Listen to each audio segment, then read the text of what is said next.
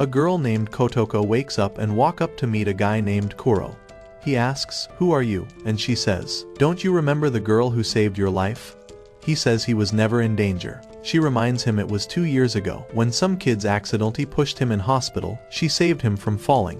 She asked him if he's fine. He says yes, and thanks her. She tells him to remember her forever.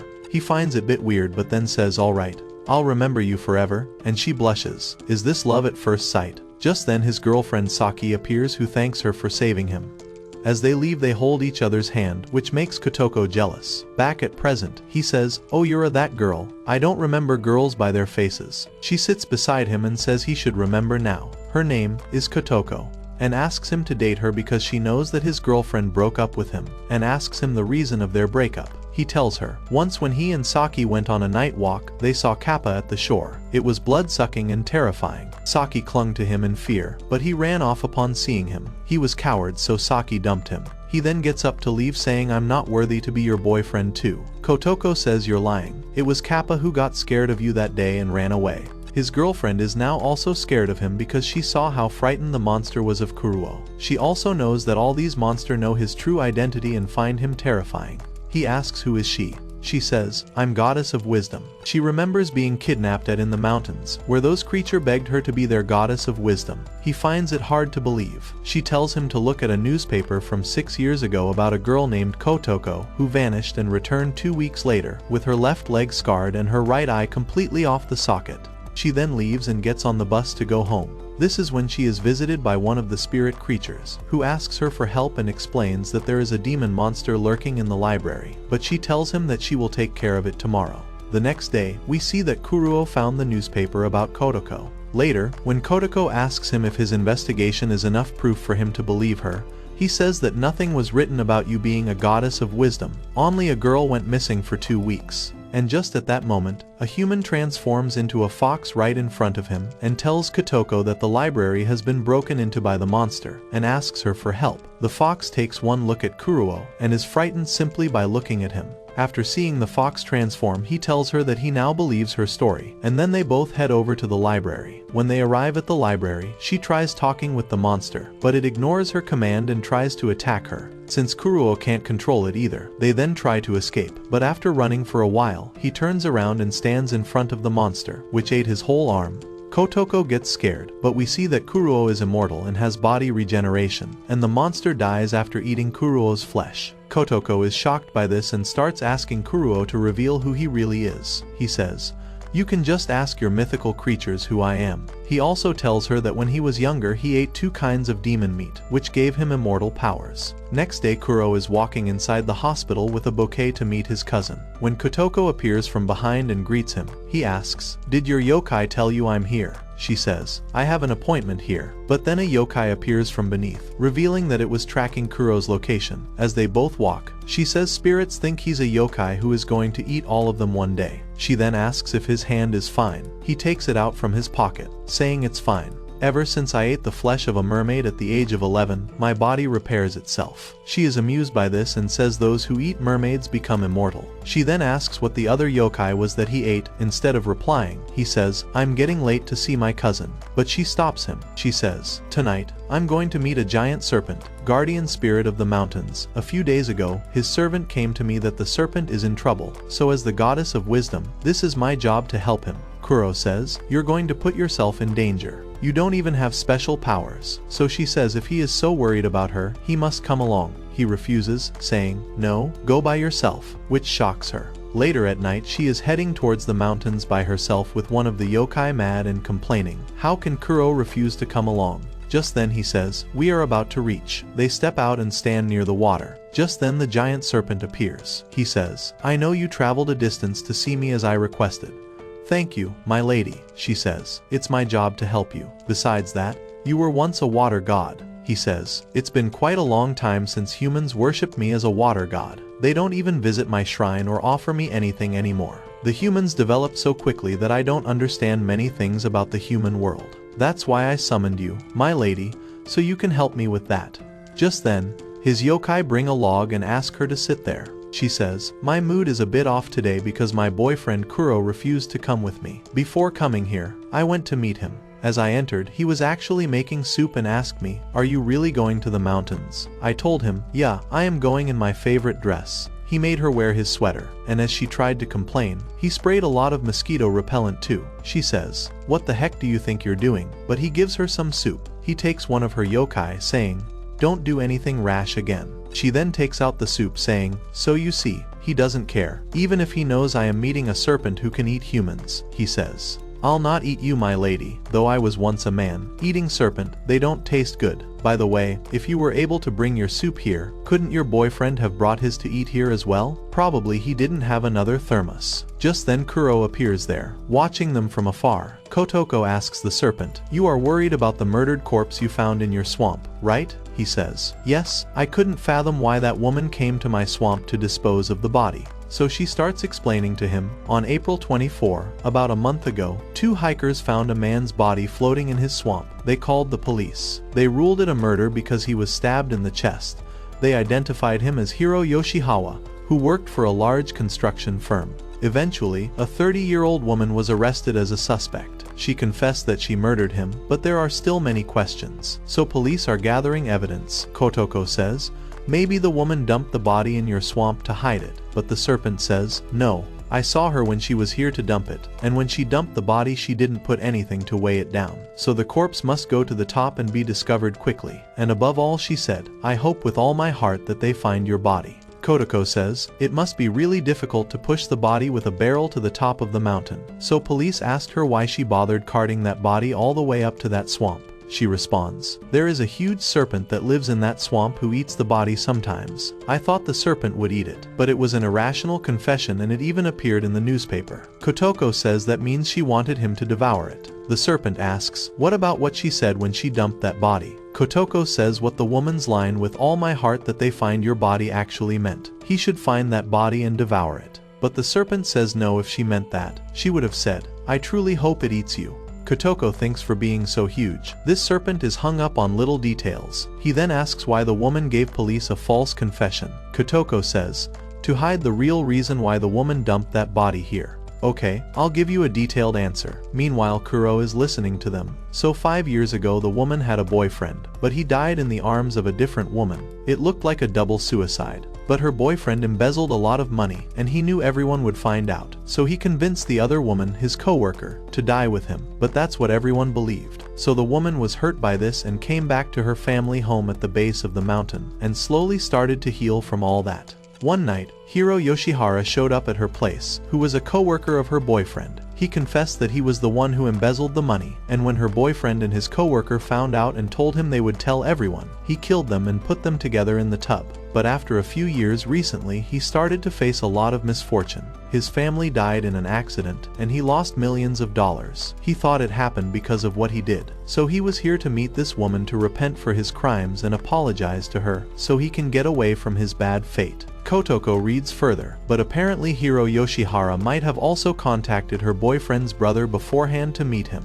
The woman killed Hiro after knowing what he did. She dragged his body out and put it in the cart. That's what she confessed. She dumped it inside the swamp, but the serpent didn't eat the body as she thought. Kotoko says, "So I will try to put my assumption here. The woman wants to protect the real killer. Maybe it's the woman's boyfriend's brother who killed the man. I mean, he might have contacted her and came to meet her." On the same day, Hiro came to confess his sins and listening to all that made him mad, and he killed Hiro. But as he still has a future and the woman has very little to lose, she told him she will confess that she murdered Hiro while she sent him away, and then decided to dump the corpse in the swamp first to let the swamp water wash off any traces of the true killer that may have ended up on the corpse. The serpent asks, "Then why did she say, 'I hope with all my heart that they find you'?" She says, "Because the woman cleaned all the traces inside the home. But what about the traces on the way? He left while running away, so she dumped the body here, and wished for the rain, and it happened, removing all the traces. You were a water god and received prayers for rain in the past, didn't you?"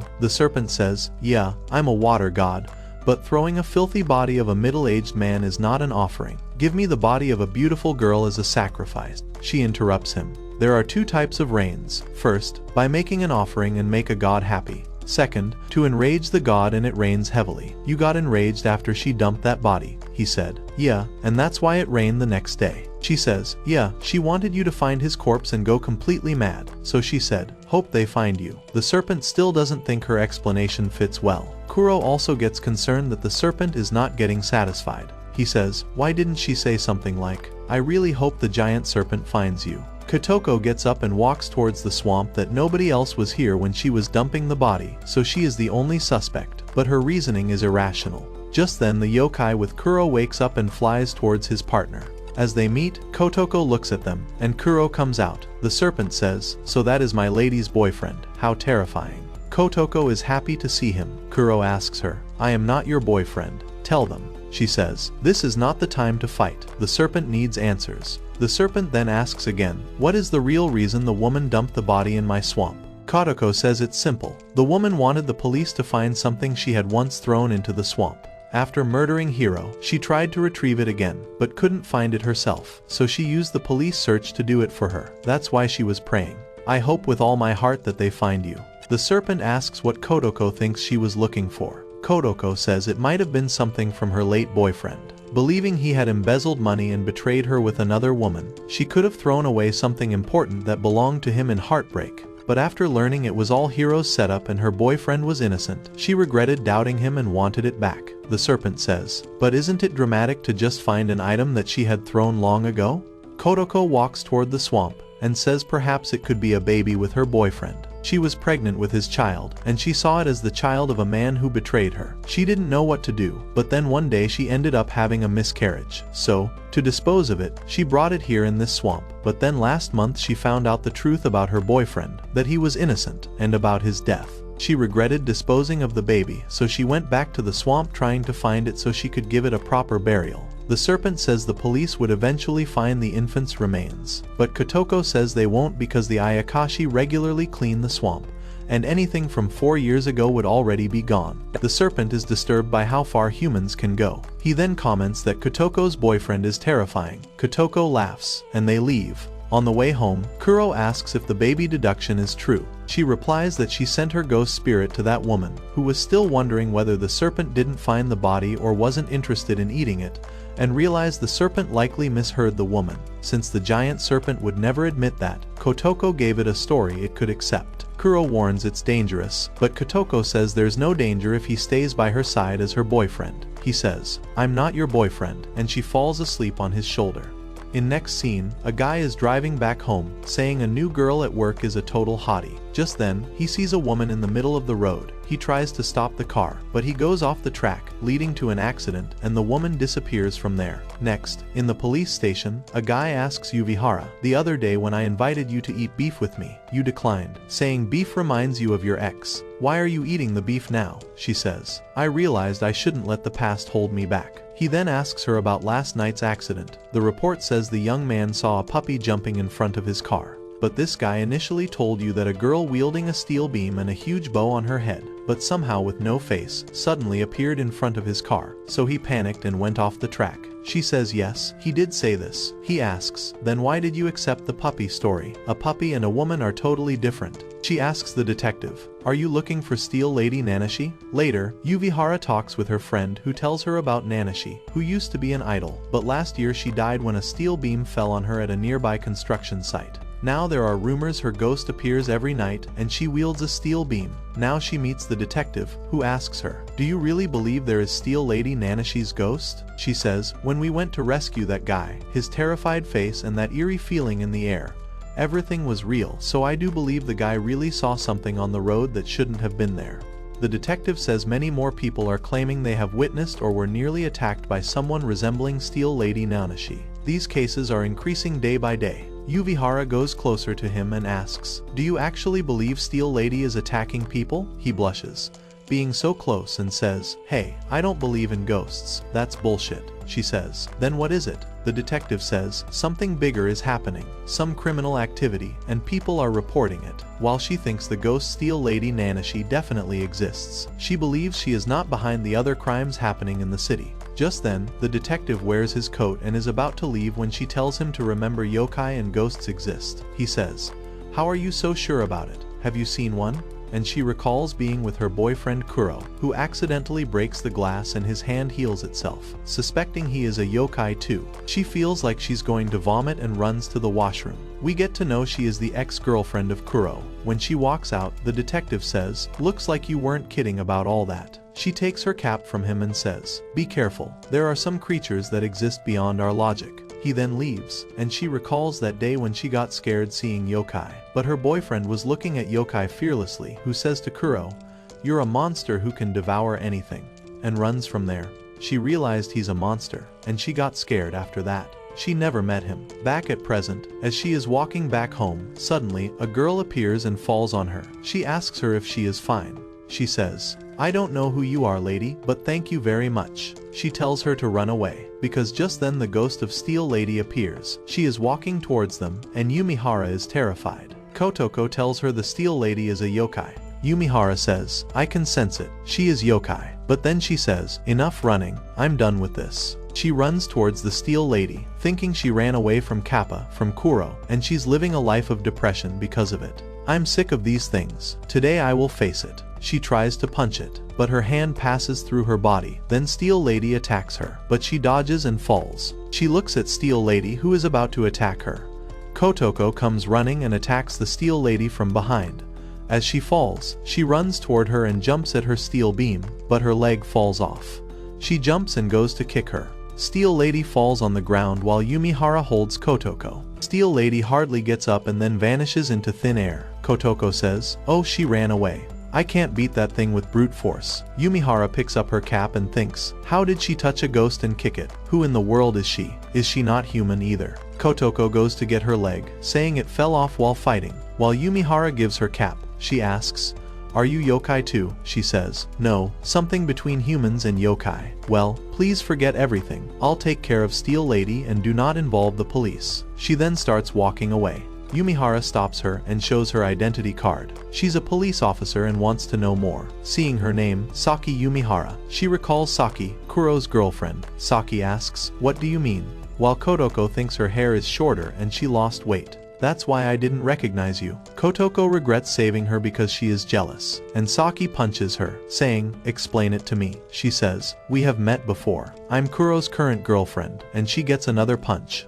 Next, Saki takes Kotoko to her apartment and enters the door. Inside, Kotoko says, "Your house is too simple." After that, Saki puts bandages on her wounds as she does first aid. Kotoko says, "I met you once before at the hospital, when I saved Kuro." Saki asks, "You lied earlier, right? Kuro is not your boyfriend. You're not his type." Kotoko makes a face and says, "You're jealous that he's close to me," and she gets pinched by Saki. Then she says, "I'll show you proof. Look at these pictures." Saki says, "He looks bored," and Kotoko replies, "It's just because he's shy." Saki says, "That lie won't work on me." Then she walks toward the kitchen to make some coffee. She asks about Kuro. Kotoko says, "He's fine still in university, but you really did run away from him." She says, "I never knew he wasn't human until that day, and I ran away." Kotoko says, "He seems perfectly human to normal eyes, but I feel kind of similar to Kuro, and that makes us the best match." Saki pours coffee for her and asks, "How are you similar to him?" Kotoko says, "Yokai, Ayakashi, and other spirits see me as their goddess of wisdom who solves their problems."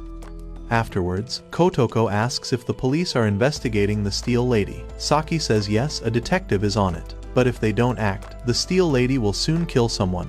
Kotoko agrees and says, "This Steel Lady is more powerful than any normal ghost." Saki questions Kotoko, "Why didn't you bring Kuro with you? He might have been helpful in this Steel Lady case since all the creatures fear him." Kotoko says she planned to finish quickly herself and head home, so she didn't involve him. Then she asks for more coffee, but Saki tells her to answer first. She says, "Kuro disappeared last week and hasn't responded since." Kotoko shows her his last texts. Saki says, "He never ignored my texts and was always there for me," which angers Kotoko. Saki says she's worried about Kuro, since Kotoko seems like a stalker. Kotoko says, "You don't have to worry. You dumped him and left him. Anyways, he won't be killed since his body regenerates itself." Saki realizes that Kotoko knows Kuro isn't human, yet still chose to stay with him. Unlike her, she cares about him. Kotoko says she'll handle the Steel Lady and tells Saki to run if they meet again. Saki notices her eye, and Kotoko explains that one eye and one leg are fake, and that's what makes her close to a god. Before leaving, Kotoko says she'll invite Saki when she and Kuro tie the knot, and Saki slams the door in her face, saying, "No thanks." Kotoko gets on her skeleton and leaves, wondering where the Steel Lady will appear next.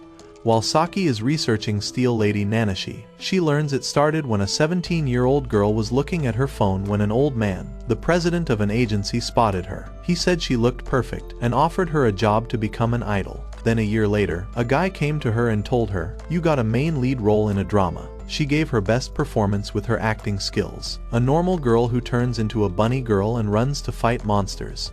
She takes out her fire bullets and defeats the monsters. She looks very cute while performing. She was praised for her beauty, quick wit, and skilled speech. She seemed like a successful woman, but her misfortune led to her death. Just then, Saki discovers a whole site about her with some dark things. It says that when Nanashi turned 19, her career was rising as an idol, but her father died from falling down the stairs. But later that year, rumors spread that Nanashi resented her father because he quit his work when she got famous, so she killed him and made it look like an accident. A few months before he died, he complained about Nanashi's bad behavior toward him, and even wrote a note that his daughter would try to kill him, which got revealed after his death. As it got published in the newspaper, the agency's president was unhappy. Nanashi's co-worker suggested she go rest somewhere far away until the matter cooled down. She says, "You don't need to worry about me, I'll be back soon enough." Nanashi hid from all paparazzi and was in Mikrazaki City. She had no idea she would die in a few days. Next day, Saki talks to Detective Torada, saying the Steel Lady might be a ghost. He says, "Look, it's not like I'm denying you, but the Steel Lady story seems fake. People say she wears a skirt and has an invisible face. Sounds like nonsense." But Saki knows she's a spirit and can't convince him. He adds her death could have been murder. Then he hands her the investigation file about Nanashi and tells her to read it and explain the important parts to him later. It would be helpful. Meanwhile, Kotoko is doing her research, wondering, "Normally, I can communicate with ghosts, but Nanashi didn't respond to me. That means she is just a ghost with no will or ability to think. She seems like an empty puppet, frightening yokai just by her presence." She then starts researching more about Nanashi and fears that it'll be difficult to fight her. She needs to learn more info about Steel Lady and that she can only get from police, which she can get from Saki. While Saki has gathered all the information on Nanashi's death, she finds that Nanashi died at a construction site. The man who discovered her body said he heard the sound of a steel beam falling that night because it was raining. He went to check the next morning and saw a steel beam had fallen, killing Nanashi. Later, when the beam was removed, her face was completely shattered. The police found her belongings and ID, confirming it was Nanashi. Whether it was murder or suicide, it was officially ruled an accident, though the police are putting much effort into the case, since this involved the police's reputation. One thing is bugging Saki: Nanashi's elder sister's statement. Suddenly, someone knocks on the door, startling her. Someone knocks again, and a frightened Saki pulls back the curtain to see a yokai at the window. She recoils in fear as the yokai enters, apologizing for disturbing her. He says he's not scary and came on the orders of a lady with one eye and one leg, and Saki realizes it's Kotoko. Then the yokai says, "Kotoko told me you have brutal and violent tendencies, so I should be careful. Anyways, we were sent by Lady Kotoko to get information about the Steel Lady. If you won't help, we will annoy you daily," she says. "This is bullying," the yokai adds. "My lady wants every detail about the Steel Lady's death. That's why she wants to meet you," she says. "Fine. Where do I have to meet her?" Next, at the restaurant, a woman brings Kotoko's order. As she eats, she wonders if Saki will come meet her. Just then, a yokai appears and tells her the location where the Steel Lady has just appeared. She says, "Okay." Then, if Saki shows up, tell her to come to the same location where the Steel Lady has appeared. She leaves on her bicycle to reach there as soon as possible to encounter the Steel Lady. Suddenly, she spots her, and she's about to attack someone. Kotoko rushes toward her, and as she gets closer, she sees it's Kuro the Steel Lady is attacking. Kotoko sees Kuro fighting the Steel Lady and hides. The Steel Lady runs towards Kuro with her steel beam and attacks him, but he dodges it. Kotoko thinks that though he has no experience in martial arts, there is no fear on his face even though he is facing a monster. Just then, Saki arrives, shouting at Kotoko because she ditched their meeting and left her with a ghost. Saki sees a boy fighting the Steel Lady and asks Kotoko to save him, but she says he will be fine. As she sees him, she realizes he is Kuro, her ex-boyfriend. Saki tries to go and help, but Kotoko stops her and tells her not to intervene. She says Kuro can trip at any moment as his moves are clumsy, but Kotoko assures her that he is much stronger. She tells her that even if the steel beam hits his face, he won't die due to the immortality he gained by eating mermaid flesh. As Kuro trips, the steel lady runs towards him and smashes his head with the steel beam. Seeing this, Saki sobs and Kotoko asks her, "Is this the first time you saw Kuro die?" She agrees, which makes Kotoko ask, "Then why did you break up with him?" She says she saw his fingers grow back after injuries, but he made her feel like it was absolutely normal. Kotoko wonders why she can't admit the fact that Kuro would make a great husband, as you would never have to worry about his health. We see Kuro's wounds regenerating, and he is coming back to life. Kuro approaches the steel lady again, and she swings her steel beam towards him, but this time it passes through him. He immediately goes behind the steel lady and holds her by the neck. Saki cannot believe it, as this all looks like a calculated move, when Kotoko says the steel lady is just wildly swinging her beam. Kuro can predict her moves in advance because he ate the flesh of Kudon, which gave him the ability to predict the future. Kotoko thinks Kuro always said he never got a chance to tell Saki everything about his life, which starts with the secret of the Sakuragavas. It all started about 10 generations before, when the head of the Sakuragavas decided to consume the flesh of Kudon to get the unlimited power it has, which is to predict the future. Kudon is a yokai with the head of a human and the body of a cow who can predict the future, but dies after a prediction. Most of his predictions were misfortunes, and they were accurate. The head of Sakuragavas decided to feed his meat to his lineage, after which some died immediately and some after months. Even after this, the head of the clan continued his experiments, but those who got the ability to predict the future died immediately. He gets frustrated and says, "I am so close to getting results, but I am still failing." But then he realizes those who want to have the ability to predict the future simply need to eat the flesh of those who are immortal, that is mermaid. And he starts giving mermaid and Kudon flesh together to his lineage. But still, the number of deaths kept increasing. Time passed, and these experiments were forgotten, until Kuro's grandmother calls him for dinner. As he starts eating along with his brothers, he sees all of them die one by one in front of him. He asks for help from his grandmother, but she focuses on him, asking him, "Do you feel any nausea?" When he denies it, she hugs him, because she was still doing the same experiments and was gathering Kudon and mermaid flesh. Kuro asks her to help the others, but she ignores it and takes her knife to see if he has really become immortal, and kills him. After that, his grandmother wounds him multiple times to see if his wounds heal themselves or not. She does it until he stops feeling pain at all. A girl comes to Kuro to take him to a nearby river to see butterflies, and they both leave. With this, the dream of Sakuragavas finally comes true. In the present, Kuro grabs the steel lady, but she takes his ear off and scratches him, after which he kicks her and throws her to the ground, twisting her neck, and his ear and wounds regenerate again. Kotoko finds it very charming when Kuro does this without any fear on his face and says, "Is it really the end of the steel lady?" Just then she gets up,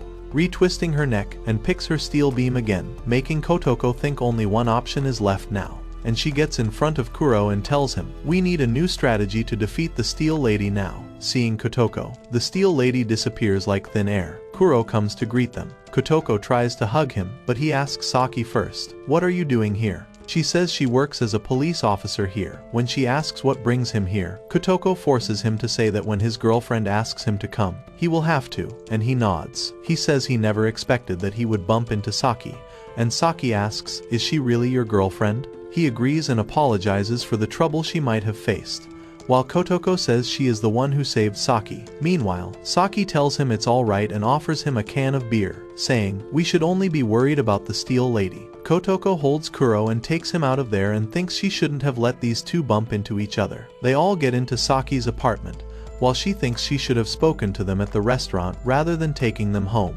Kotoko tells Kuro to stop looking at his ex-girlfriend, while his current girlfriend is sitting next to him, and says Saki seems to have lost some weight as she looks skinny now. She asks him why he didn't reply to any of her messages. He casually says he thought they were spam. Kuro asks Saki if she still couldn't eat beef, as she seems weak, but she says it's because of her hectic job that she has lost weight. Saki thinks she broke up with Kuro without any proper closure, and now she is all shaken up after seeing him again. But the only reason she is calm is because Kotoko is here. She asks Kuro if he was fighting the steel lady on the orders of Kotoko. He says he came to Makurazaki City because Kotoko asked him, but he bumped into the steel lady. A goblin cat asked him for help, who had been attacked by the steel lady earlier. They all used to fear him, but after spending time with Kotoko, they rely on him, and the yokai ask for help.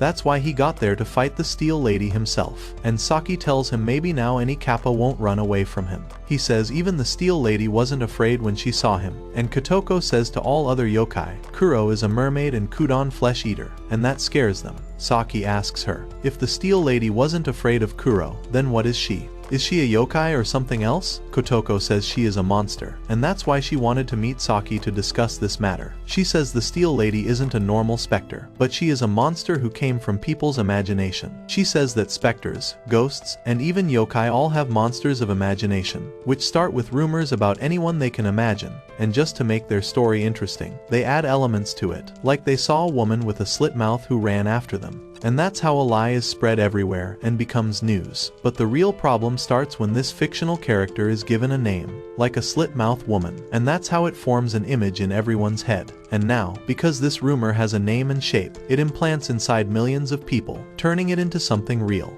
When Saki says, how do you think anyone would believe it? Kotoko asks her, didn't you see the ghost yourself? She says generally, monsters of imagination fade away when their popularity fades. But the Steel Lady seems a little different from other monsters, as she is given a name and form, yet she is very powerful. Kotoko says, exactly my point.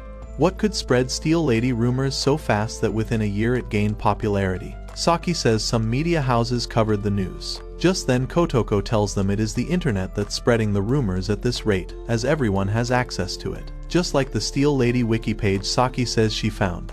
That's how she gained so much popularity, and with the illustration of her on the front page, that gave her a form. Kotoko says the Steel Lady they saw looks exactly like the illustration made on her wiki page, which is nearly impossible to draw exactly like the real one just from a few rumors. The reality is the image was not drawn before, but after people started imagining Steel Lady Nanashi in that form. So the spirit took that form. She says the wiki wasn't born because there was a ghost, but the ghost came alive because of that wiki page. And this wiki page is the true source of Steel Lady Nanashi's existence. Next we see Detective Terada researching about the wiki page of Steel Lady Nanashi. Back in Saki's apartment, Kotoko explains that as long as people keep fantasizing about Steel Lady, she'll stay immortal. They can't kill her. Kuro interrupts her and asks then how they will defeat Steel Lady as people on her wiki page are making her even more violent. Kotoko says that's exactly why they will use her wiki page to their advantage, as Steel Lady is alive due to people's imagination.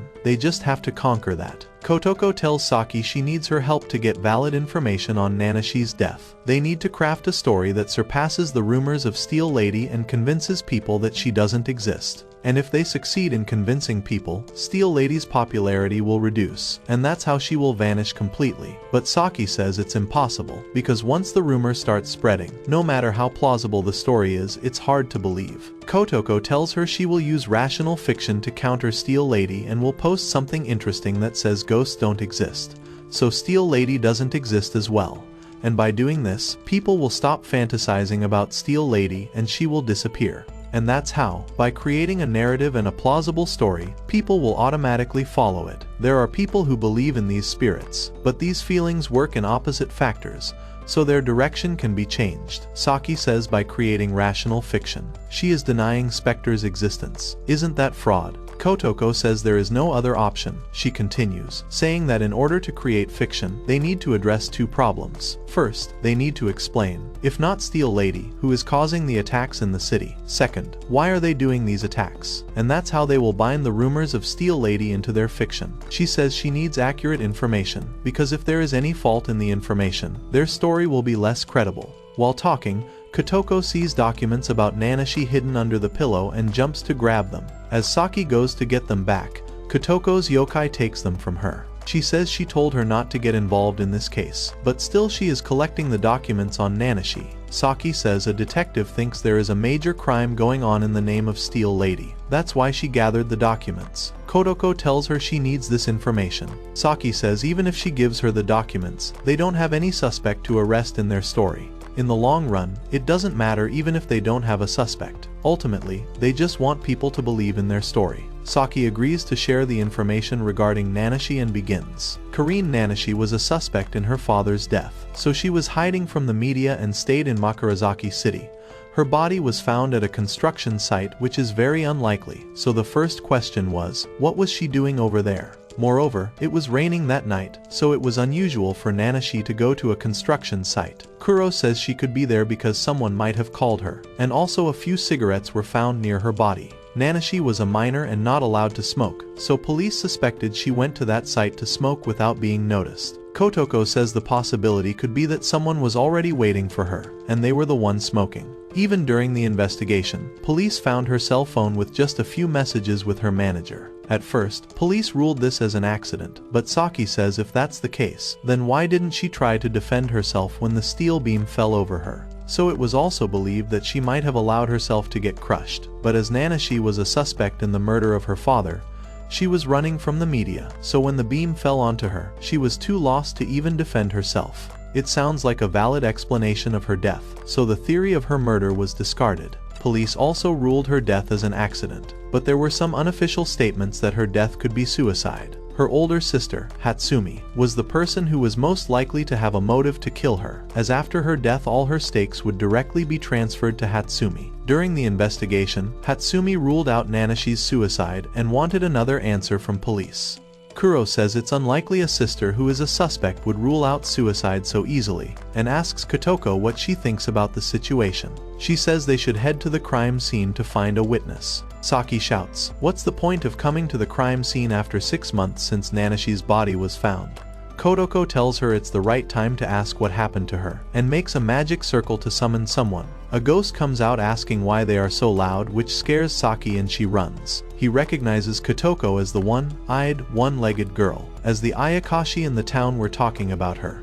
He also talks about Kuro, and says he is scary. She asks him about Nanashi's death last year. He says he remembers because he witnessed it. She was all alone and didn't even try to dodge the falling steel beam even once. He starts crying, and says if he were stronger, he would have redirected the steel beams, but he couldn't help that girl. Kotoko tells him it wasn't his fault, and says that clarifies everything. It was an accidental death. Just when Saki says this is not a way to investigate, Kotoko tells her they asked an eyewitness. What else is needed as proof? Saki says if that was the case, she should not have asked for her help. She could have asked ghosts. Kotoko says she will use all the information, whether that is true or believed to be true on the internet, to make their fiction more believable. Saki sits down and says even if they make a convincing story, in the end everything will depend on luck.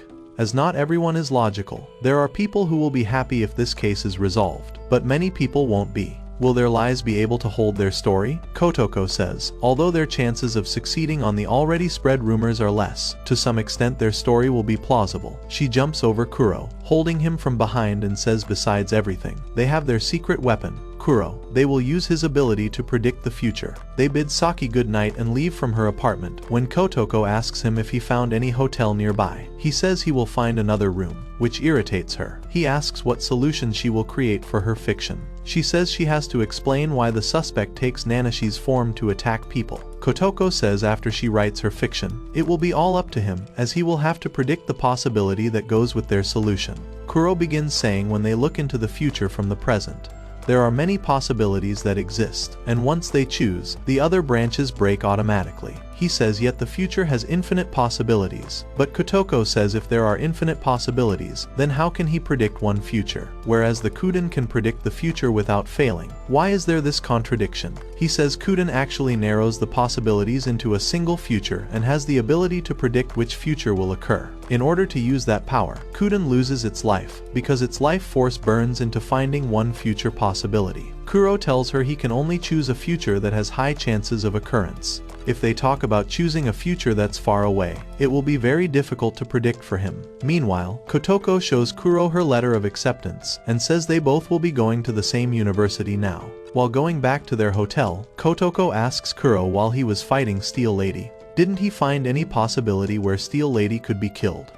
He says he couldn't reach any possibility at that time, because fighting her took all his energy. Kotoko begins to think, although Kuro fought Steel Lady, still he couldn't predict any possibility because that was out of his reach. So now it is her duty to make that possibility true where Steel Lady could be killed, and she will do it with the help of Kuro. Kotoko asks why he didn't use his powers to save his relationship with Saki. He says he would rather see a future where breaking up with her is okay. She gets irritated and he bursts into laughter. Kotoko starts to think Kuro's attachment with the people in his life is weak, and she thinks he will leave her one day, and she hugs Kuro from behind, and thinks why can't he be true to his feelings. She wonders she will have to work on her solution fast, because if Steel Lady kills another victim, it will be hard to explain anything to people. Just when they see Detective Terada in an abandoned gas station, he sees Steel Lady and asks what she is doing there so late. When she turns, he thinks, is she the rumored Steel Lady? As she runs to charge him, he punches her, but it passes through her. He couldn't understand what just happened, just when she hits the steel beam over him, smashing his head. Next at the police station, Saki is being told they found the detective's dead body. The interrogating officer says his personal cell phone was gathered that had some messages between her and the detective. He asks her where she was, and what she was doing at the time of the detective's death. She recalls she was with Kotoko, but says she was at home. Meanwhile, reporters report about the detective's sudden death. Then the chief of the station visits Saki, offers a drink, and she takes it. He says the reason for the detective's death could be some personal grudges against him at work. He asks her is it true that the detective was investigating Steel Lady's case, because people are linking his murder to Steel Lady. It's awful, she says, linking someone's death to rumors. The chief says it's hard to believe someone like Terada could die. Saki gets disheartened and says only if I had warned him he would have been alive today. She wonders there was no sign of defense because he was killed by Steel Lady. The chief pats her shoulder saying it will be fine and leaves. Just when Saki's phone rings and she goes upstairs and thinks the case will probably go unsolved, as the ones who can defeat the monster are the ones who know the reality of Steel Lady. Next we see the hotel Kotoko is staying in. She seems writing the fiction on her computer, her one leg lying on the bed, and she writes the news of the detective's death is going national. She lies on the bed saying I am tired, and thinks about the bench at the hospital on which she wanted to sleep listening to the falling rain. Just when there is a knock on the door, Kuro comes in. He bought her some chocolates. He offers her and she eats. Kotoko asks why he's staying in a different room, and he says so that she can get good sleep. He asks her did she make any progress with her fiction. She says things have changed after the detective's death, as people think it was the work of Steel Lady because even when we see the detective's profile he was a judo champion. Killing someone like him without a trace of struggle seems bizarre. Also there are some people talking about how attractive Nanase was. Kuro agrees, which irritates Kotoko. She holds his collar and asks did you touch her while fighting her. He says he wasn't thinking about that at that time. She gets mad and says can you swear that you never got attracted to Nanase? Kuro asks her to stop projecting. She then gets back to her computer and says people now believe even more that Steel Lady is a ghost, and the scale is tipping more towards the rumors. She tells him she feels Riga, who is Kuro's cousin, is involved in this case. Kuro gets distressed and says he knows that.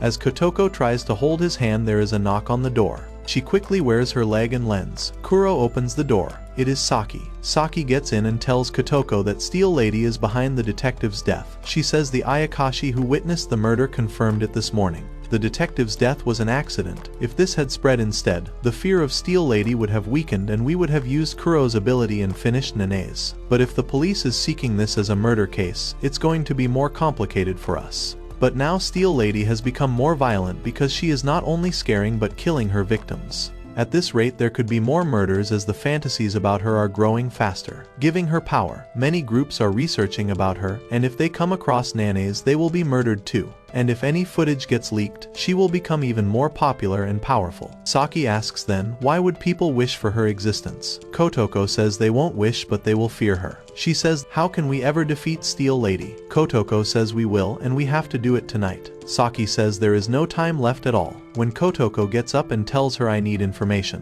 Kotoko begins writing. She asks was there any trace of drugs in the detective's body. She denies just when Kuro gets coffee for them. She says everyone on the internet is linking his death to Nanase who was killed similarly. She says it's difficult to describe how the detective died without any struggle. Kuro says we have to find a fictional culprit for that. She says then we have to describe why the culprit would wish the crime scene to look like the work of Steel Lady. Kuro says we can write the detective was killed due to some personal grudges. And from there we can give the explanation behind the motive of the attack. Kotoko says it's hard to distance entirely from Steel Lady in any explanation. Saki wonders if it was a real incident we would have gathered the data by now. But here we just want people to believe in our fiction. She thinks people won't believe in lies. Just when Kotoko gets frustrated and lies down saying, even if we explain logically, the rumors about Steel Lady seem more effective. Saki wonders for making our story plausible we have to think why these attacks happened and why they were framed as the work of Steel Lady. Second, Who actually is the suspect? Third, why Tarada was killed in a way to show that Steel Lady was the culprit with no sign of defense. Without actually arresting any suspect, we have to make sure our people agree to our fiction.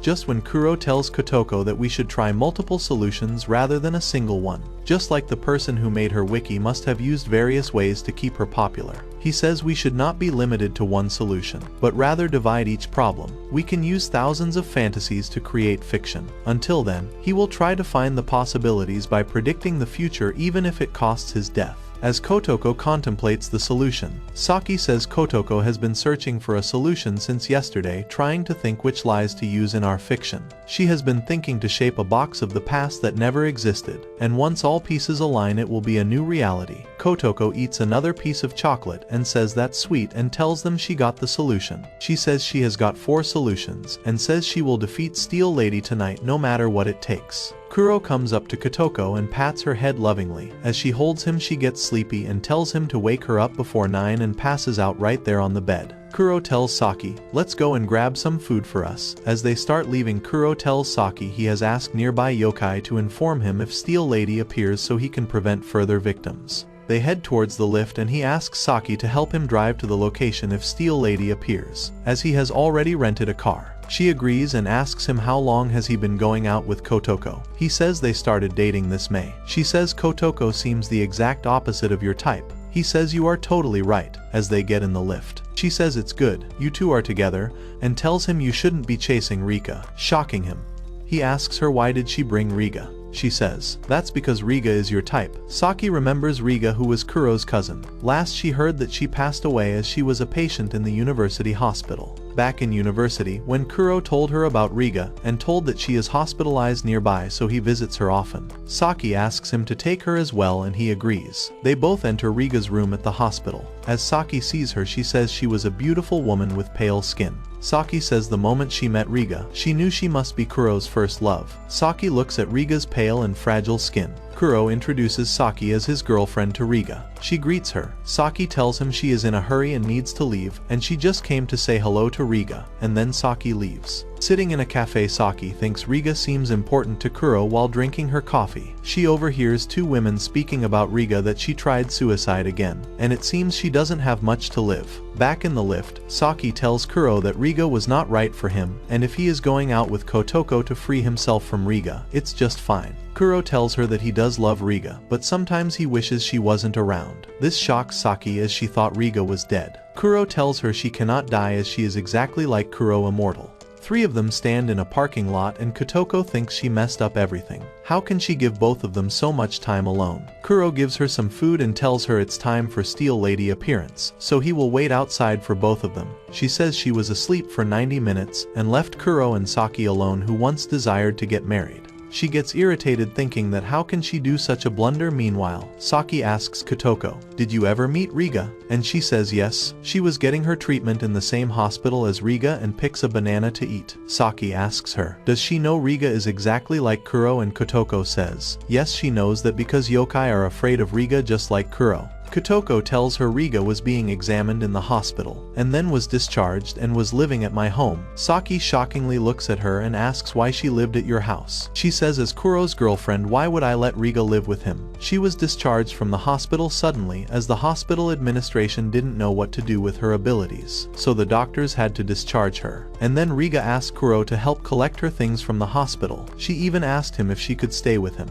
Kuro immediately denies, saying his place is small, but she insists that she will help in house chores, but because he is attracted to her, he starts fantasizing about her at his home. But Kuro still denies, saying he just has one bed, and immediately calls Kotoko. He asks her that he needs her help for something. Kotoko, who is at the salon getting her hair fixed, tells Kuro that she will charge a consultation fee for help and asks him where he is. As she gets her leg massage, Kotoko tells Kuro that he must be at the hospital right now because she hears the usual announcement. She immediately understands this matter is about Riga and tells him under one condition she would help if he lets her have a spare key of his apartment. She says wouldn't it be lovely if she welcomes him home every day, and he starts imagining her at home feeding him and even ordering him to bathe. Unwillingly he agrees to Kotoko's condition. And then Kotoko went to pick Riga from the hospital, and that's why when she left the hospital after a decade everyone thought she was dead. Saki asks Kotoko, did Riga like you? And she recalls when she first met Riga at the hospital. She told Kuro that I am not a good match for him, but after a moment Riga corrected herself saying she might not be good but she isn't bad at all. After that incident, Riga and I both went out casually, even threw birthday parties for each other. Then Saki asks, where is she now? Kotoko tells her a month ago she left our house saying she got a job. We even tried contacting her but the number she gave was fake. Saki asks what did Kuro do hearing this. She says at first he didn't say anything, but after weeks he started trying to contact her repeatedly, and then he disappeared, leaving a message. While Kotoko opens her drink, Saki says you knew Riga is behind Steel Lady and Kuro didn't come here because you called him, but he came here looking for Riga. And Saki asks why didn't you tell me this before? Because we had no proof. Even when Riga stayed at our house she used to mess with computer, and we never knew she was creating Steel Lady's wiki page. I only got to know about Steel Lady when a yokai complained to me, and about Riga's involvement after I saw the image of Steel Lady on the wiki page, as it was exactly the image Riga painted. Around a year ago, Riga suddenly became very interested in painting, and it's understandable now that she was creating a monster. And she was painting the exact image of Nane's used in the wiki. Nane's accident gave her a perfect story to form a monster. As Nane's was an idol in the eyes of the public, who was involved in murder and died a tragic death, so Riga gave this story a vision. So Riga is the one who actually generated Steel Lady on her computer. Kuro came to this realization as well. That's why he came to the city. And while sitting in the car, Kotoko tells Saki that Kuro didn't wanted to involve you in this mess. That's why he didn't tell you. That's the reason even after fighting with Kuro, Steel Lady wasn't killed, because Riga was behind her. Saki asks, why is she doing this? Kotoko tells her she is testing her ability to predict the future and checking how far she can go. That's why she is checking possibility after possibility to predict the future.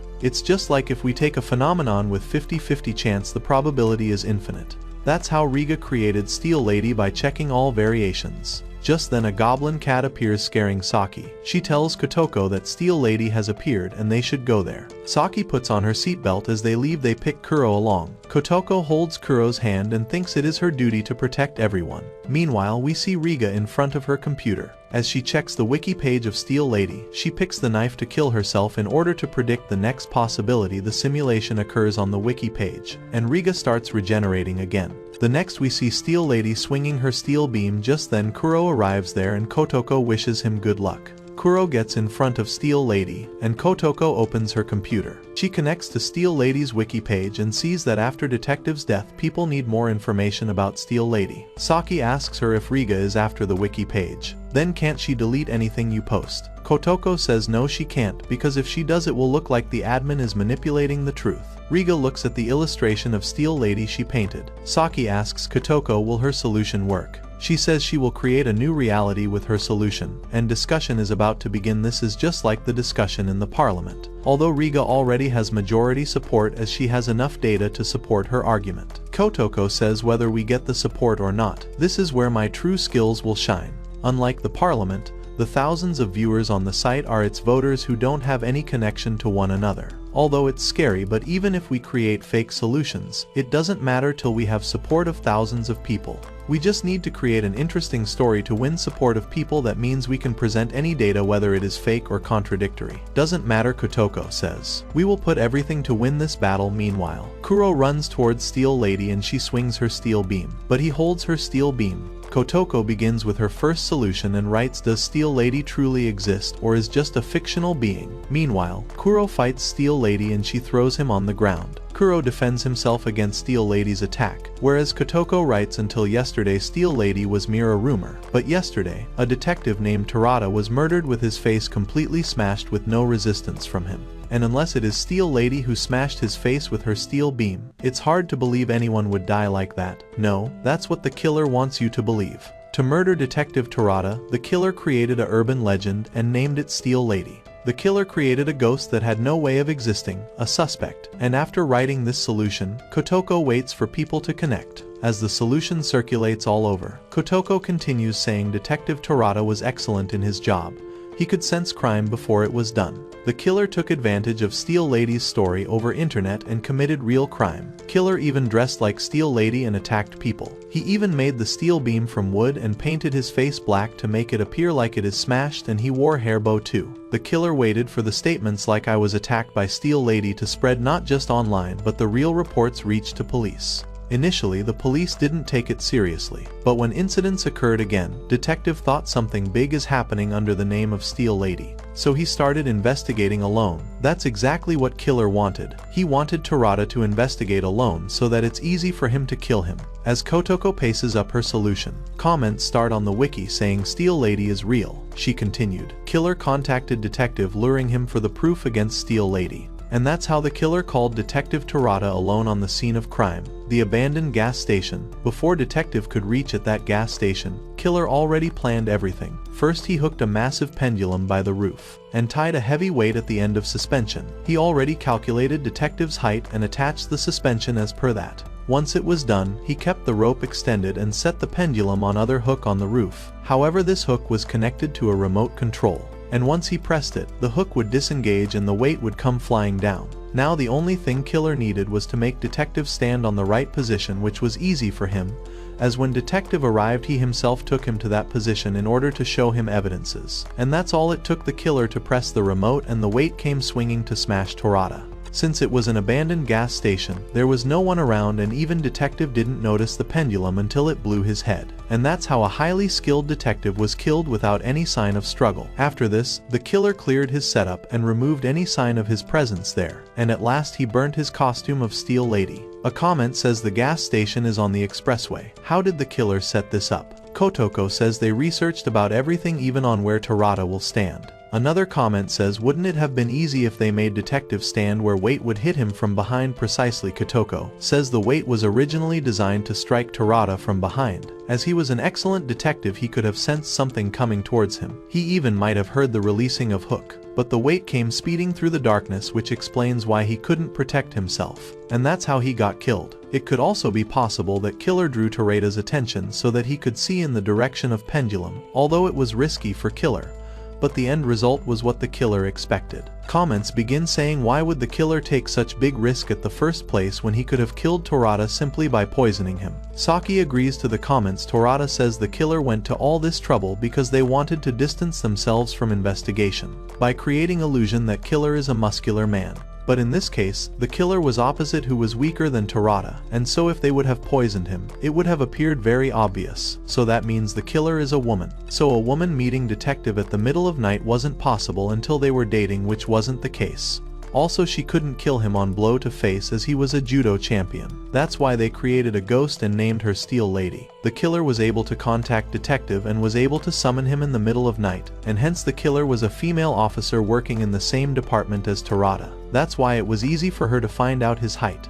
And because she worked in the same department, she knew his reputation and knew he would come for the evidence in the middle of night. And her motive to kill him was probably some personal grudges against him. Kotoko says that sums my first claim. Steel Lady is not a ghost, but she was created by a female officer to murder Tarada. Saki tells Kotoko the flow of the wiki comments has changed after her first solution. Meanwhile, Steel Lady strikes down Kuro and kills him, whereas Saki shouts on Kotoko because the female officer she suspected in her solution is basically her. Kotoko tells her she has to bear this as she can't randomly frame a suspect. Again, the comments arise on wiki saying this looks like a made-up story, as why any officer would risk this much just to kill a detective, and flow changes. Again, Saki wonders, although Kuro just got killed, he must be predicting a future suitable for us then. How the flow changed so quickly. And she realizes because Riga holds the same ability as Kuro, she is also predicting the future, just like him, and all she had to do was to point out few flaws in our solution to change the flow back to her. Even Kuro sees her shifting the possibility towards herself.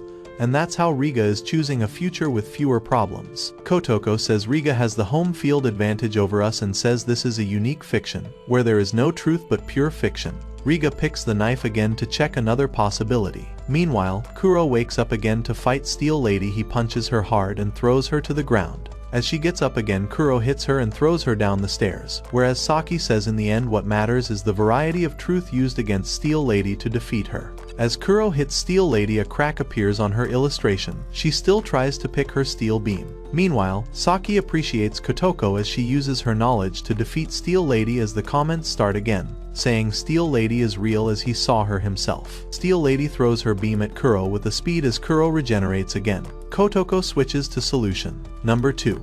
Kotoko says solution number 2 revolves around the idea that Steel Lady does exist, because if we tell people that the ghost exists, there will always be a solution to make it disappear, and that will be our next solution. Kotoko begins. Steel Lady is a real ghost, but the question is, why did Nanase came back as ghost and kill Detective? As Detective never believed in ghosts, so when he met a real one he couldn't believe his eyes, and that's when he was hit by her steel beam. So what must be the reasons Nanase came back as ghost? When comments say Nanase died in tragic accident, isn't that big reason of her reappearance? Nanase's accident is also considered suicide because she let herself be crushed from steel beam without any sign of struggle. Then why did she choose to come back? If she came back to strike back at society for pushing her to early death, she has succeeded because she has become even bigger star after death. Nanase was a suspect of her father's death, and this was real reason she came back, because she wanted to tell different truth to world. But because no one understood her truth, she became violent. She is enraged because she didn't kill her father. That's why she returned as ghost. Meanwhile, Steel Lady hit Kuro with her beam again, whereas Kotoko tells Saki that in this solution she is just fiction writer who will convey what people think is true. Kotoko continues. Let's get back to beginning. Nanase, who had cult following, was suddenly target of mass media. That's because someone plotted against her. And that's the reason Nanase returned to protest against people who accused her of murder of her father. Nanase was first suspected by her own father, who thought that she is trying to kill him,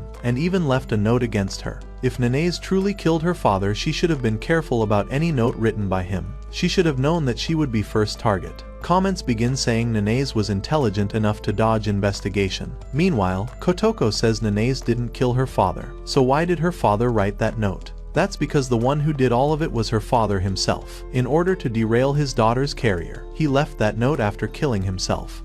There were reports that he quit his job because he wanted a part of Nanase's income, and he was jealous of her. He was having extreme inferiority complex, and that's when he thought to write that note. And after that he committed suicide to take down his daughter's blossom career. And just as he wished, every media house went after Nanase to ask her about the note her father left. That's what pushed her to run away and led her into accident that many considered suicide. And that's how Nanase left this world. In the next life she was reunited with her father, where he told her real truth, which shocked her. After hearing that her own father ruined her life, her soul became malicious. And that's why she came back as ghost, to tell everyone that she didn't kill her father. Rather, it was her father who killed her. That's why her soul went into rampage and she became a monster. Steel Lady throws Kuro over bushes, striking him. Meanwhile, Kotoko says we all should pray so that Nanase's soul rest in peace. After this explanation, flow of Wikipage shifts to Kotoko making one more crack on Nanase's image. As Kuro regenerates, he dodges Steel Beam and kicks Steel Lady, hitting her head to ground. Steel Lady gets weaker and Kuro strike her face down. Kotoko convinces everyone in her solution. This all happened because Kuro chooses favorable possibility, but this still doesn't guarantee anything. Just then Riga chooses another possibility and flow changes again. Steel Lady gets up to fight Kuro. She walks towards Kuro with her steel beam, and Kotoko realizes that Riga must have found her favorable prediction. Kotoko says, although we are in minorities in front of Riga but still with persuasive story, we will definitely gain majority. As Kotoko switched to her third solution, Riga kills herself again to predict best possibility. Kotoko begins with another hypothesis. Steel Lady is not Spectre, but living person. So Steel Lady Nanase is not Karine Nanase. There are still some speculation on how Nanase died, as there are still people who think it wasn't suicide. On top of that, she was suspected of murder of her father that left her shattered, and yet her older sister dismissed likelihood of her suicide. When Nanase died, police called Hatsami, her elder sister, to investigate. But instead of cooperating, she shifted blame on someone else. Hatsami made statements to police that made her even more suspicious. Even after seeing her sister's dead body, she couldn't believe it was Nanase. After which police investigated her blood type, identification, and even her fingerprints. But truly, how trustworthy are samples, as cloths can be changed. Even personal belongings could be switched, and many share same blood type as her. So we can't dismiss possibility that someone could have planted double. Because Hatsumi had suspicions that her corpse were replaced with someone else. Because her little sister was smart, there is no way she could die like that. Now question comes, who really leaked last written note of her father to media? Answer is Hatsumi Nanae's. One of reason was Hatsumi was not fond of Karen as she was compared to her all her life. Also when media accused Nanae's, Hatsumi never defended her. That's because Hatsumi sent that note to media to take revenge, but result far exceeded her expectation. That's why she couldn't believe her sister died like that. So she started believing that her sister might have faked her death, and even in funeral of her own sister she thought Karen will kill her too. That thought disturbed her so much that she broke down. She got terrified by shadow of her dead sister that it started affecting her life. Possibility could be that outside person who deeply cares for Hatsumi came to rescue her. He took on Steel Lady Nanas's form and started attacking people on street, and that's how rumors spread about it. The comment ask her is suspect Hatsumi's boyfriend. Kotoko says it's unlikely because Hatsumi would have noticed. Suspect must be someone resourceful and close to Hatsumi. Suspect dressed as Ghost killed Detective Terada in random encounter just for Hatsumi. After killing police officer, he straight away went to Hatsumi just to tell her what he did to help her, but she rejected him. Kotoko says we have take down suspect as quickly as possible for keeping everyone safe. Meanwhile, fight between Steel Lady and Kuro continues, whereas Saki tell her solution seems effective.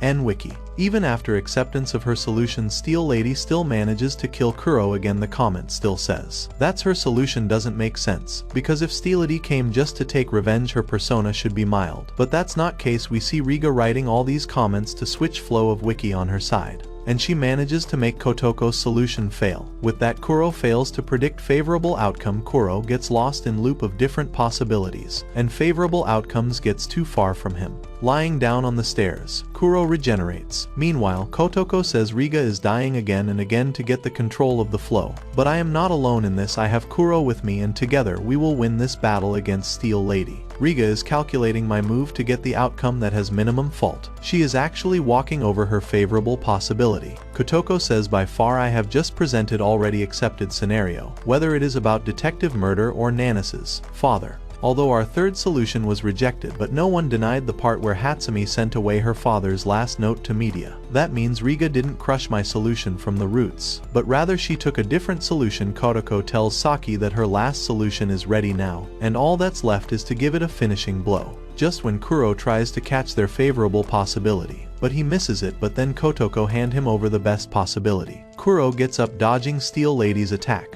whereas Kotoko begins with her final solution. Steel Lady is a fictional being because the one behind her is Karen Nanae's herself. She didn't die at the construction site. The one who died there was someone else. The comments begin saying we don't believe in this hypothesis at all. Kotoko says Karen was all alone and she was a suspect of a murder, but she thought she can start all over again as she is young. Just then someone passes by. She stops a girl who looked exactly like Karen with roughly the same age. Nanae's took the girl named Missy to a cafe and thought she can start a new life that Missy is living, and that desire made her commit the crime. She took Missy to her hotel and made her touch all her personal belongings. She even made Missy's hairs similar to her own. Missy was a depressed girl estranged from her own family, so she became dependent on Nanae's and accepted all her demands. Missy was asked to act like Nanae's and take the media away, and that's when Karen told Missy to meet at the construction site tonight. The moment Missy arrived at the site, Nanae's came there and hit her with the steel rod, making her unconscious, and after that she pushed the steel beams over her, crushing her. That's why Missy's face was beyond recognition. And that's how we get the answer of our first question: why didn't Nanae's defend herself when steel beam fell on her? That's because that wasn't her body. Nanae's fled the scene of crime, and Missy's identity gave her a chance to live a completely new life. Nanae's changed her appearance so that no one recognized her, so the body wasn't of Nanas's. She switched her corpse, and she is still alive. Comment starts asking, then who is Steel Lady? The flow over the wiki turned towards Kotoko, making Stellity weak. They start saying, does that mean Steel Lady was just made up by Nanae's herself for confirming her death? Comments start discussing about Nanas's death. Meanwhile, Kuro strikes Steel Lady down. The Wikipage views start taking the active side now, whereas Kuro picks a rod to kill himself to check next possibility. Riga does the same, killing her to check next outcome. Thousands of views in the Wikipage gets convinced that Nanae's made up Steel Lady to confirm her own death in the eyes of people. The viewers actually have taken last three solution into account and drawn their conclusion out of it. and people actually starts commenting their conclusion about why Nene's formed a character called Steel Lady. Saki understands as why Kotoko gave multiple solution to this problem, so that people can connect all the solution together. Kuro gets up again to fight. Steel Lady walks towards Kuro and binds his body with some black magic rope. But because the imagination of people have shifted to Kotoko's solution, Steel Lady becomes weaker. Kotoko says she is yet to deliver her final strike, but till then we have to stop Riga from getting her favorable outcome. Kotoko tell everyone that the rumors wouldn't have spread this much until someone noticed that Steel Lady looks like Karen, and that's when she decided her next step has to be extreme. That's why Karen appeared every night in the city as Steel Lady and rumors spread across the internet, and to make it go even more effective she created the wiki page herself. This cracks the Steel Lady's illustration entirely, exposing it was always Karen Nene's behind it. Kotoko says, the admin who is Karen herself always rejected my solution one by one, because she wanted the rumors of the ghost to spread widely. That's why she even modulated my posts. This shocks the viewers on the wiki page. Now Kotoko starts to explain why exactly did Nene's killed Detective Torada. Just when Nene's was riding back to city, Torada saw her and stopped by. Although she was dressed normally, but Torada still noticed her physique, so he stopped his car. Meanwhile, Kuro bang on the top of their car and Steel Lady hit him there. He kick her, but she push him over the bushes. Kotoko continues. Torada told Nene's that he is an investigating officer and ask her what she is doing out at this time. She says she just came to pick few things from store. Seeing her, he recalls her and say you are Nene's, which shocks her and she hit him with the torch, making him unconscious. After she laid him unconscious, she took a stone and smashed Torada's face to make it look like it's the work of Steel Lady and fled away. Meanwhile, Steel Lady put the steel beam inside Kuro, but he still walks towards her and punch her. Riga kill herself again to see next possibility, but Kotoko repeat the killer is Karen Nene's. The picture breaks entirely into pieces. People at the wiki starts reacting to it and posts their comments regarding Nene's, as is Nene's really alive? As Saki sees the wiki, she understands that people are now convinced that Steel Lady isn't real. Saki asks her if Riga is behind this wiki. What is stopping her to tell the truth? Kotoko says no one will believe her now as masses are convinced that Nene's is behind the wiki. Kuro and Steel Lady both lying, and Saki says this shift in flow wouldn't have been possible without Kuro, as during his constant deaths he choose a favorable possibility every time. Now that Riga has lost her power over the site, she can't choose any further possibility. Meanwhile, Kuro stands with a steel beam in hand, and Kotoko tell everyone to form a final decision. Kuro finally struck the steel beam over Steel Lady's face, putting an end to Steel Lady. In the end, majority concluded that the Steel Lady was a mere fiction, making her disappear, and the schemes of Riga were entirely rejected. Just then Kotoko shows Saki the email she received from Riga, and says Riga has mentioned her first name, which she doesn't like. She says, I find my first name very difficult. That's why even Kuro calls me by my last name. Saki asks her what did Riga say in the email. Kotoko says, Riga will try again to make another monster. Saki says, why is Riga doing it? And Kotoko gets out of the car. She says people's imaginations are stronger and one might create anything from it. Kotoko sees Kuro. He walks towards her. She runs to him and tells him he did a great job and must be tired after the fight, and offers a banana. Kuro touches her head and says you need this more than anyone because you were the one making countless possibilities true. But she still peels the banana and gives it to him and hugs him. Just then, the goblin cat arrives saying we finally defeated Steel Lady. Suddenly, all the yokai, specter, serpents appear there. They throw her up and cheer for Kotoko. She laughs out loud and Kuro picks her in his lap and tells her to let's head back home. As they move through the tunnel in the car, Kotoko passes out in Saki's lap.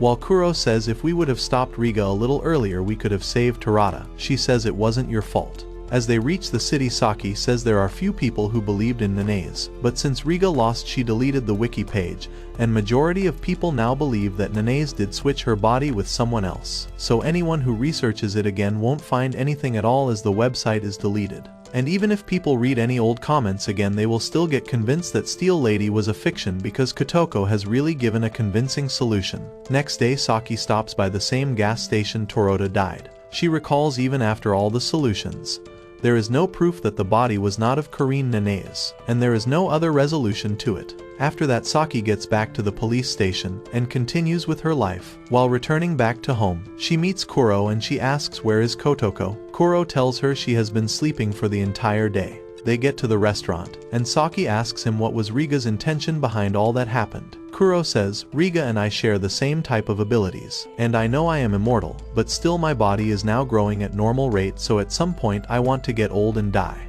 But that's not the case with Riga. She will use her abilities to predict a future where she can always lead a normal life, and until she achieves it she won't stop. Saki says but that's impossible, and thinks that's why she was at the university hospital, to find out if it is possible medically. But nothing helped her, so she decided to create a monster strong enough to grant her any wish.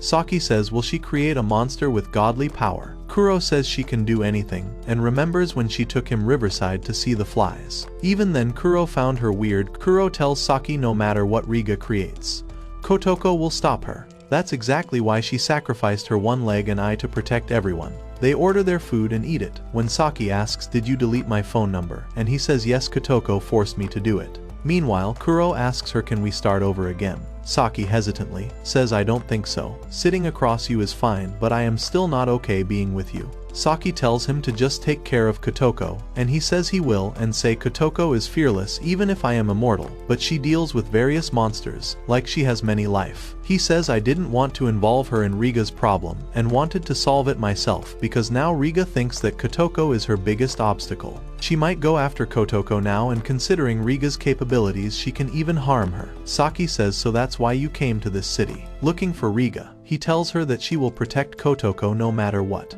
Kuro fixes the bicycle seat for Saki because Kotoko wanted to gift this cycle to Saki. Saki takes the bicycle and says goodbye to Kuro and leaves. Saki stops for a moment and says she still gets scared at night but continues moving, thinking, at least she knows now that someone is protecting the order of nature, and our world is in capable hands. Kotoko finally gets up and wonders she messed up again. She has slept straight for 28 hours. In the bathtub she gets frustrated, thinking she gave Kuro and Saki so much time together. Just when Kuro gets in the room, Kuro gets her a new dress, whereas Kotoko comes flying and hugs him and starts smelling him. She asks him, did you meet Saki? Kuro tells her yes, just as you told, I met her to give the bicycle. He puts a towel on her head to dry her up, but she removes it and shakes up her hair on him, and both of them fall over the bed. Next morning, Kuro checks out from the hotel and gets to Kotoko, who waits for him over the reception. He picks up her bag and they both leave for the station. Kuro says it might rain, we should take a taxi, but she says we can walk by. While walking, Kotoko says I feel Riga won't make another monster, and if she does, the best way to solve this is to talk face to face. Meanwhile, Kuro asks her does she know about Princess Yuanaga. Kotoko says of course. Princess Yuanaga and Princess Saki. They were both given to Prince Nini, but he only married Princess Saki and sent Yuanaga back home. That enraged her father, and he turned her into an eternal stone, and because Prince Nini didn't marry Yuanaga, he had very short lives in his entire lineage. So Kuro says now you get it. As an immortal person I don't need Saki but Yuanaga for myself. Kotoko taps her stick on him and says, do you even know why Princess Yuanaga was sent back? That was because she was ugly. Kuro holds his hand to her and says you are pretty as a flower. She blushes and flower petals fall over them. She pats his hand away and says however it is you shouldn't judge someone based on their physique, and she walks away. As they both cross the bridge they hold hands, and Kotoko asks him will he stay at her place, because her parents want to see him. He agrees, and after that they both walk ahead. Kotoko says, this world is full of yokai specters and all other creatures, they all exist like everybody else. Logic and rational go hand in hand. No matter how much Riga tries to create new monsters, I will always defend this world no matter what I have to do for that. As they walk holding hands, Kotoko says, I feel it's gonna be a beautiful day. That's all for today. If you want the next part, comment next part. We'll make it once this video hits 10,000 likes. Also, tell us which character you like the most in the comments. And thanks for watching, you guys are the best.